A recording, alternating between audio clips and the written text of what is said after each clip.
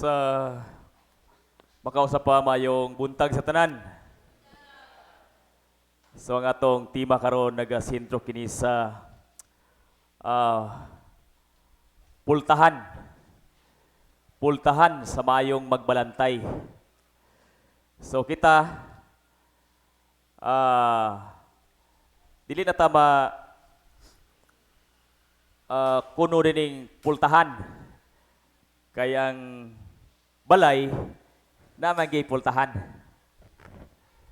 So bisa ka ng balay sa kukok na magay pultahan. Ug ang pultahan lahi sa bintana. Amin ba? So bisa mga bata nakahibalo nga asang pultahan. Ang atong pultahan naara diha dako kayo. Og imposible kayo nga di ta makatultol sa pultahan.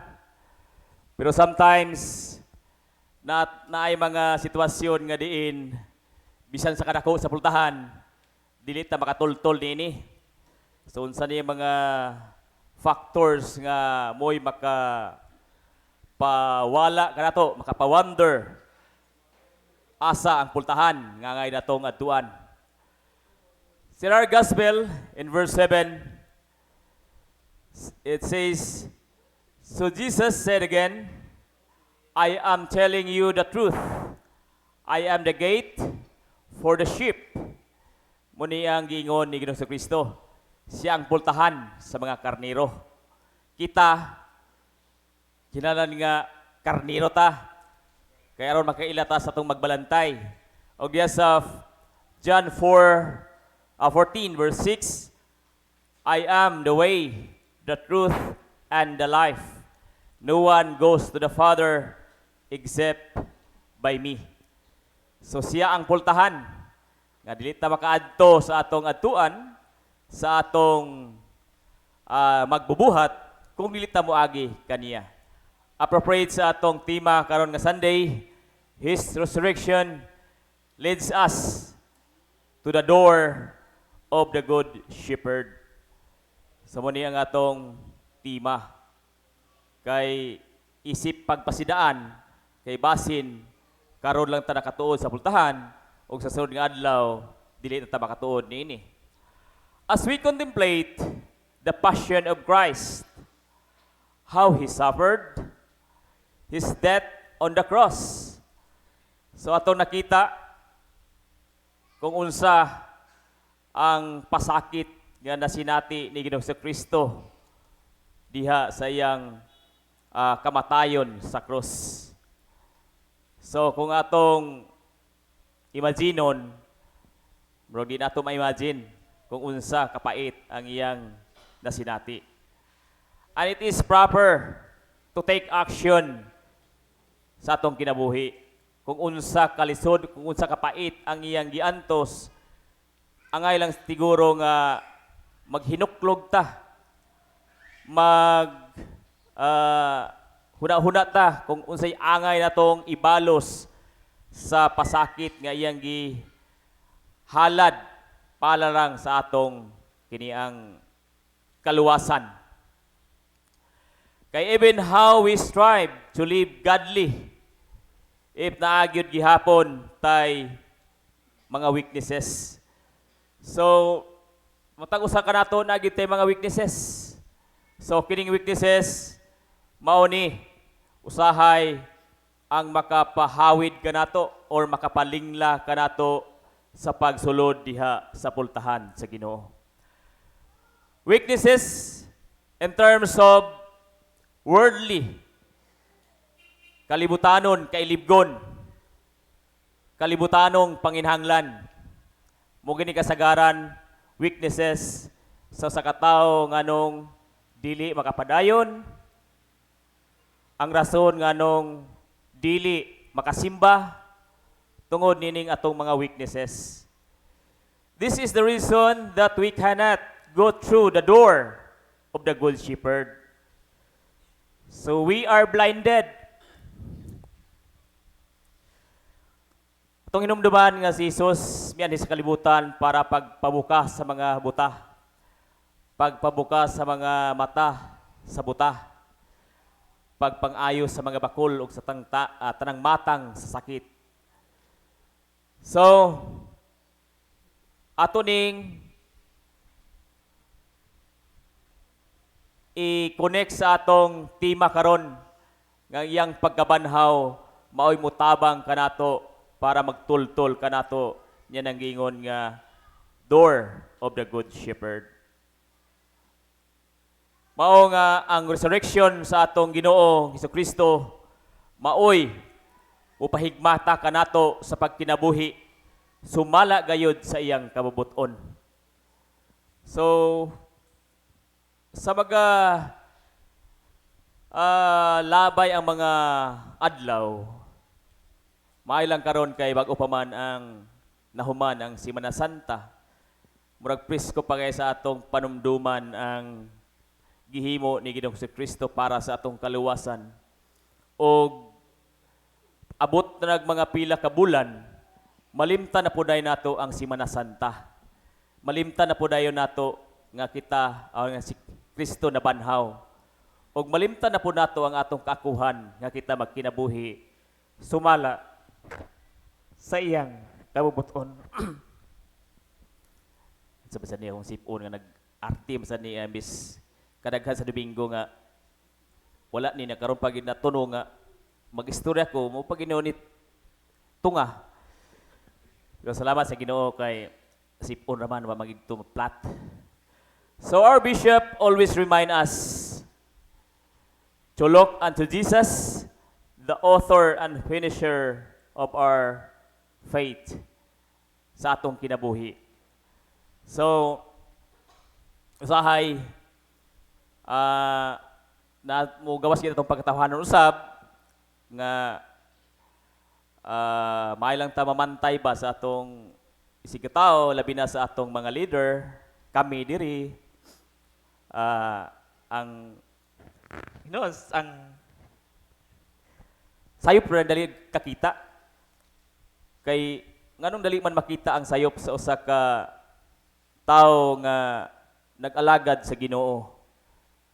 Kay in the first place kita diri nga nag-alagad sa Ginoo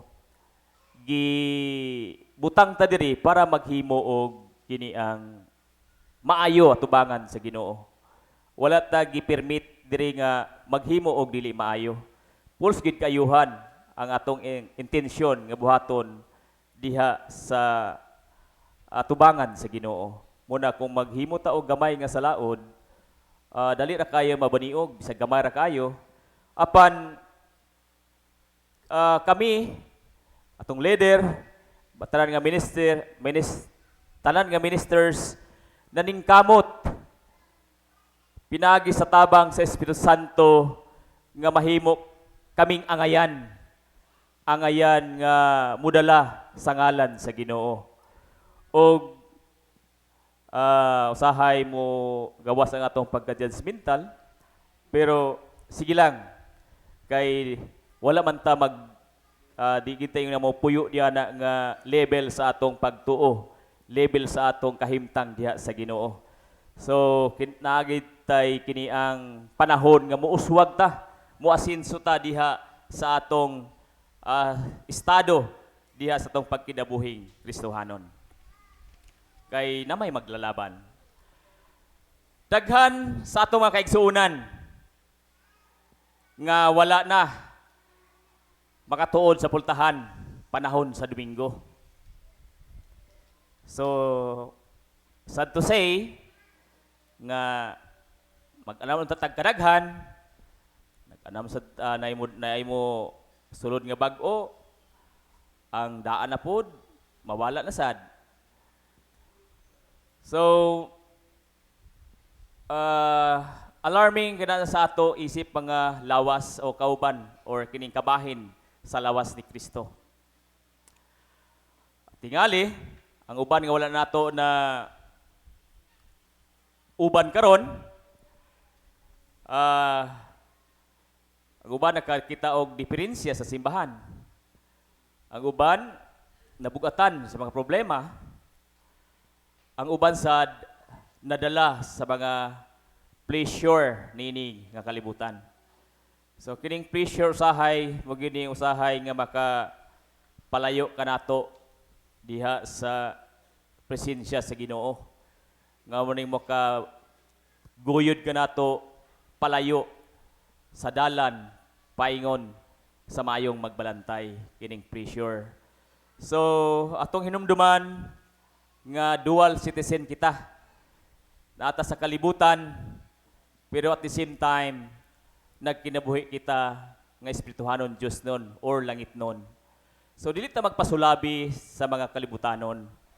Tungod kay kung magpasulabi ta niini, mo gini ang mo guyod kanato palayo sa atong gitinguha nga mao ang pagsulod ngadto sa maayong magbalantay. Unsa ka importante sa usa ka Kristohanon ang makasulod diha sa pultahan sa mayong magbalantay.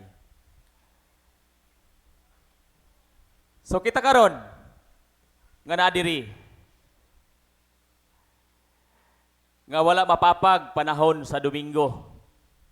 I'm sure nga kita nga naatay tinguha nga makasulod sa maayong magbalantay. Amin ba? Okay, very good. Very good nga anaata kini nga niini nga panan-awon nga aduna tay paninguha sa atong tagsa-tagsa kinabuhi nga mosulod gid ta diha sa presensya sa Dios, diha sa iyang pag-atiman. Diha sa atong first reading, it tells about the prayers of confession, ang pagsugid sa sala sa mga katawhan nga gipagawas sa Ginoo sa Ehipto, taliwala sa mga mirakulo nga gihimo sa Ginoo.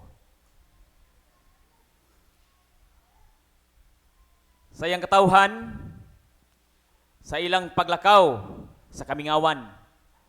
So atong nabati kini nga sugilanon sa Old Testament, unsa ang nahitabo sa mga katawhan sa Dios, mga Israelita nga gipagawas sa Ginoo gikan sa Ehipto.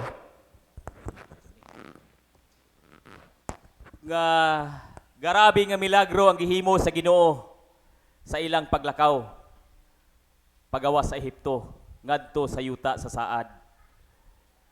So usa nini ang paglakaw o kanang pagpikas sa Red Sea nga gitabok nila nga nagbaklay lang.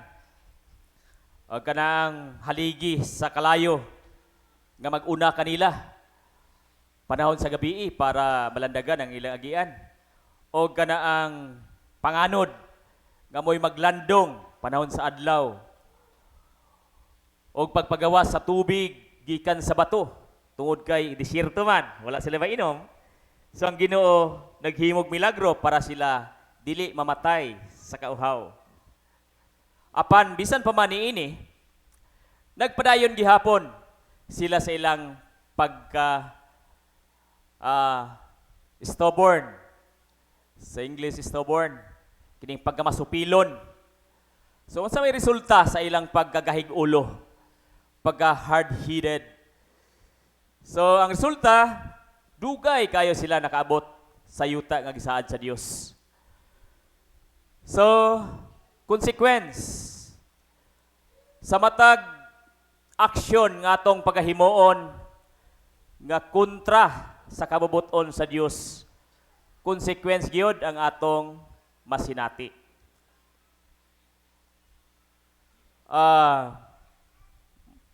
Makaingon ta nga mapasayloon man ang Ginoo. Yes, pinasayloon ang Ginoo. Pero dili ta makalikay sa consequence nga resulta kining consequence nga atong gibuhat. Ato giyong masinati unsa kapait ang resulta sa atong mali nga mga desisyon.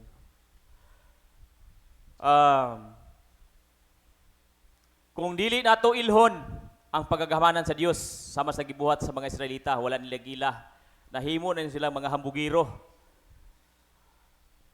Dili na sila maminaw nagsalig sila nga mga piniling katawhan sa Dios. So naggari sad ang mga Israelita.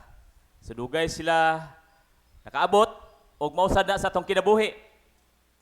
Kung nagsaligta nga ang uban, nag-uban kanunay kanato ang Ginoo, kay mo manggidira ang tinuod, walay usa ka gutlo nga gibiyaan ta sa Ginoo.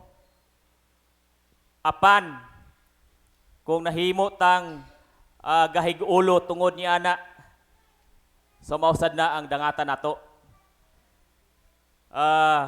Dugay gihapon ta makaabot sa atong destination. Unsa man atong destination? So mo nang atong gibasa ganiya diha sa katapusang bahin sa atong ebanghelyo nga kinabuhing madagayaon. So naba ka sa ato diri nga wala naglong sa kinabuhing madagayaon? O kita bang tanan kaha naglong niini? Or basta-basta lang? So ang mga tao nga adoy na maayo nga paminsar, maayong panghuna-huna, straight ang iyang pakigrelasyon sa Ginoo. Naglantaw gid siya kanunay sa kinabuhing managayaon. Dili lang sa iyang kaugalingon, labi na sa mga amahan. Dili lang sa kaugalingon, kundi ngadto sa iyang mga anak ug sa iyang ngadto pagyud sa mga kaapuhan. So mo na ang panglantaw sa mga tao nga maalamon. So ang kinabuhing madagayaon mao ni ang reward. Unsa man ning reward? So para sa nang wanted nga na-reward. Kung madakpan nimo ng wanted or mapatay nimo ng wanted nga tao, naa kay reward. Pero dili pud sayon ang imong gibuhaton kay basin o ikaw hinuoy mapatay. So nag-ungaw gihapon sa delikado gihapon ang imong kinabuhi. Mausab ang atong pagkinabuhi isip Kristohanon. Nga we risk our lives nini nga reward. Wala tay choice nini. Kay dili ta mahimong worthy sa reward kung wala tay himuon. Dili ta mahimong angayan kung naghigda-higda la ta. Dayon gihatagan ta og premyo sa atong paghigda-higda. Wa gali ta gisingot. Sang gitingon nila nga kwarta nga way dapaw. So dili ta angayan. So kinahanglan nga mo action ta. Ang reward atong maangkon kung kita magbudlay niini. Sa maning pagbudlay. Na kinahanglan og paghago. Paningkamot. Pagantos. Pagpailob. O kaning pagantos, kauban ni sa kaning pagpaabot kanusa ang insaktong panahon. Sa atong pagsunod sa atong Ginoong Kristo, umuni ang atong kikinahanglan ang paghago, paningkamot, pagantos, pagpailob, muni atong kikinahanglan para makasunod ta sa atong Ginoong Kristo. Because He is our model. Siya atong modelo sa atong kinabuhi. Siya atong ihimplo. Siya atong sumbanan. If Jesus suffered a lot, we also suffered. So mag-antos usab kita para niya ng reward nga atong gitinguha. But the good news is that natay maglalaban nga iyang gibilin kanato. So mo ni ang dako nga abanti nato kay natay magtatabang. Atong hinumduman diya sa atong second reading, 1 Peter 2 verse 24. Nga naingon, dito sa krus gidala ni Kristo diha sa iyang lawas ang tanantang mga sala aron dili na kita magpakasala kundili magkinabuhi na nga matarong. So mo ni ang katuyuan. Human naman tagiluwas ni Kristo, human naman tayo giluwas gikan sa atong pagkamakasasala, o human na tayo gihugasan o giliguan sa atong mga sala. Puti na ta, pinagi sa iyang dugo. O naapa ba tayo rason nga mubalik pa ta pag buling-buling para hiyan na sa atong hugasan? So, as I said earlier, nga ato ning i-contemplate sa atong kagalingon ang sitwasyon. Nga human naman tagiluwas ni Kristo,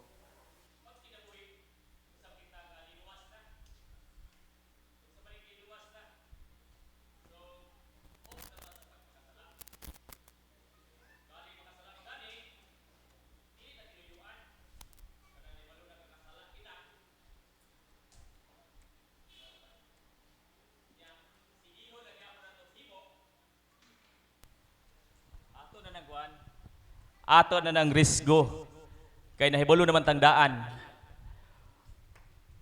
O di ba niingon aningon ang Biblia nga naay mga sala nga dili mapasaylo, pero to the extreme na siya. Unsa man ang sala nga dili mapasaylo? So kanang sala nga dili mapasaylo, mo na siya ang pagtalikod sa atong pagtuo sa Ginoo. Nga kung kanang imo naging gibaligya bang imong kalag dito sa kontra, sumuna ang dili gid pagpasaylo, di na mapasaylo sa Ginoo. So pero pinaka-extreme na siya. Pero sa dihang magbuhat ka sa dili maayo atubangan sa Ginoo, kanang slight lang ba, pero sala gihapon atong makita nga ato gihapon gipakaulawan ng Ginoo. Nabutang gihapon nga ato siyang gibugal-bugalan, o sa hinay-hinay nga paagi ato siyang gibaylo sa atong kontra. So mo na ang kini ang pagkinabuhi nga matarong. So kung matarong ta kagi matarong naman ta sa Dios, dili na ta maghimo og mga buhat nga makadismaya sa Ginoo. So sa katapusan sa iyang dining nga verse, pinaagi sa iyang samad nangayo kita. So kini nga verse usab dako kani kaymuan sa atong pagkinabuhi sa matag adlaw. Ato ning i-claim labi na kung natay bation, natay gibati nga kuan sa lawas.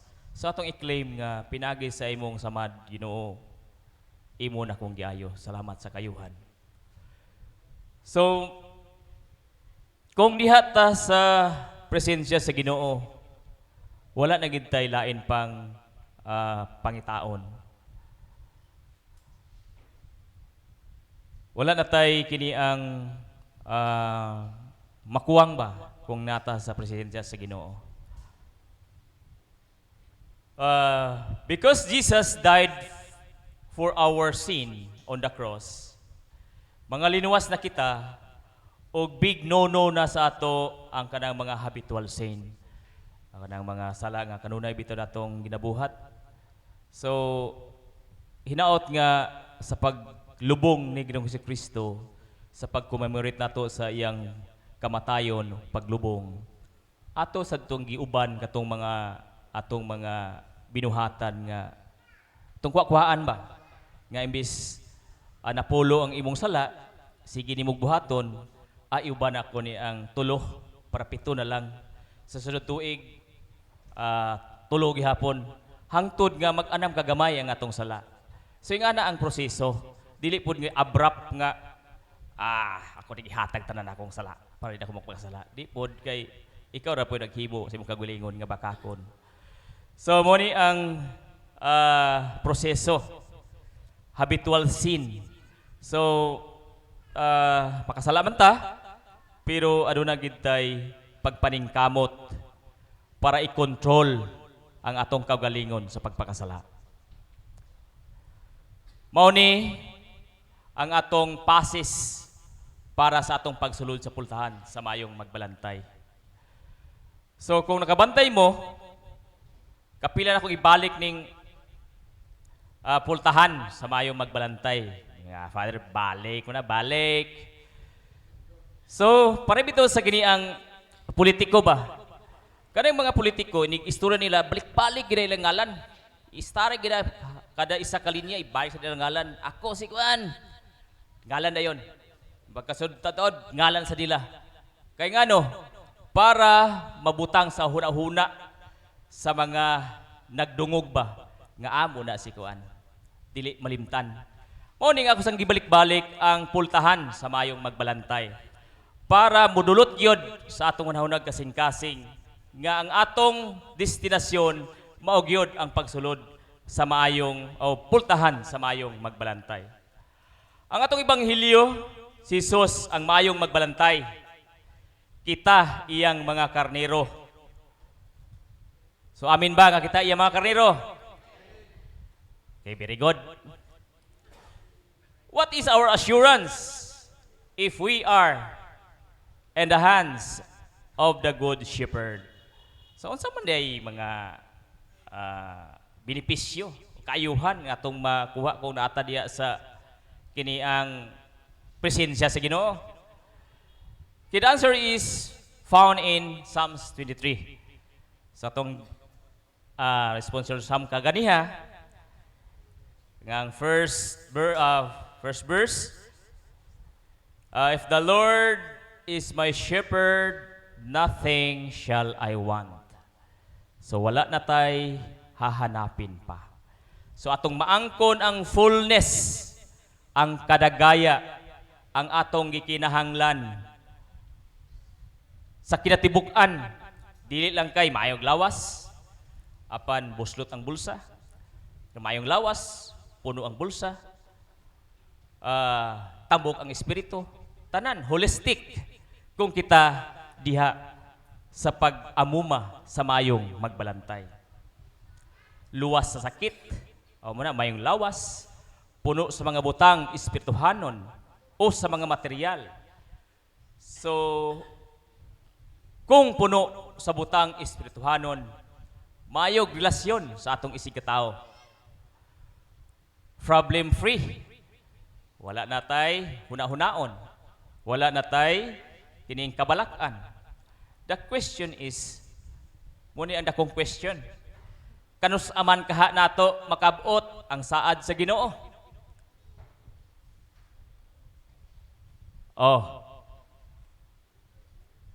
Bisan ako, di ko makaingon nga, unya, uugma. Magdepende rin gini sa atong pag-response sa pulong sa Ginoo. Unang yun nga big question mark. It depends how we absorb the Word of God. How we apply our knowledge of the Word in our real life situation. Nga bisan sa atong gikuso-kuso ta sa mga problema, mubarog ta diha sa atong sa kamatuuran nga gikan ni Ginoong Kristo. Sa mo ba say, dugay naman ko kaayo nangalagad sa Ginoo, gahi mangyapon ang pag-asinso. So sometimes, most of ang akong huna-huna kaniadto kay pilan sa katuig baya nagsimba. So usahay mo batit tani ini. Every now and then we must examine ourselves kung moabot sa punto nga mag-question ta ba nga tinuod ba ka ang pulong sa Ginoo. So kung mabot nga sa atong nahuna nga mga dako nga question mark sa atong kinabuhi, always examine ourselves unsay nakahawid kanato para sa pag-asinso, ilabi na diha sa atong pakigrelasyon sa Ginoo. Remember that we have weaknesses, natay mga kahuyangon. And if we are strong in our giving of tithes, offering, thanksgiving, almsgiving, kay mao man ni ang itudlo sa iglesia para masinso ta. Then try to evaluate your relation sa uban sa atong mga kinaiya. So sa gikaingon ko na kaganiha nga holistic kinatibuk-an kung may lang tamuhatag tungod kay gipanalanginan ta sa Ginoo sa nang hingapin nga panalangin atong gihatag sa simbahan ang tanan nga require sa simbahan para kita panalanginan apan kung nakasintro ra po diha sa atong paghatag wala na ta magmanumbaling sa atong relasyon sa uban. So dili matawag nga holistic ang mao nga atong gihimo. Kung maayo takay mo abi-abi sa uban, pagdasig sa uban, kana bitong makabubuhi og patay ba? Nga bisan og katong kauban nimo nga mura og himatyo na kayo sa pagtuo, imong revive ang iyang pagtuo. Mubalik siya og kining kainit sa pagpangalagad apan gahi po kay buhatag. So tabla-tabla ra gyapon. Nagyapoy bikil. Kay sama sa uban pod nga kanang gipanalinginan na bitaw sa Ginoo tungod silang pag-ampo ba. Grabing inampo ay adlaw gabi ampo para panalanginan sa Ginoo. Apan kung panalanginan sa Ginoo, maabot na po ang panahon ang pag-uwag-uwag na po. Labi na sa mga lalaki, dali na din kayo makita og guwapa. Di sa mga lalaki, namo sa mga babae po. So, imbis na gipanalanginan na, gibawi sa Ginoo. Kay di man makabalo og manid sa panalangin nga iyang nadawat. So, again, holistic.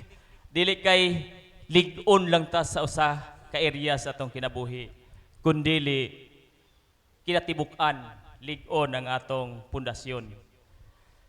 Sometimes we can say nga wala man tingali maka-enter. Wala man tingali maka-intra, Father, danang gitawag nimo nga kinabuhing madagayaon. Kay daghan man kay mga requirements. Tingali sa pagkakaron.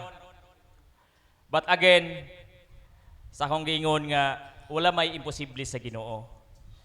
Na may Espiritu Santo nga atong magtatabang. Sa giingon ko na kayo na dili abrap ang atong progress diha sa pagtubo sa Ginoo. Nagkinalan kay sa proseso from glory to glory. Kini pagdasig kanato nga pinaagi sa iyang pagkabanhaw maoy magtultol kanato sa maayong magbalantay. So not unless nga atong ihatag sa Ginoo ang tanan natong mga kahuyangon. Not unless kung dili nato i-surrender sa Ginoo ang atong mga kahuyangon, atong mga dili mayong buhat, dili kita makasulod diha sa pultahan sa mga mayong magbalantay. Pero pinaagi sa pagkabanhaw ni Ginoong Kristo, hinaot kini magalandag sa atong hunahunag kasing-kasing nga kita makatultol or makasulod kita diha sa pultahan sa mayong magbalantay. Mao kini ang ebanghelyo o gihangyo tanan sa pagpalindol.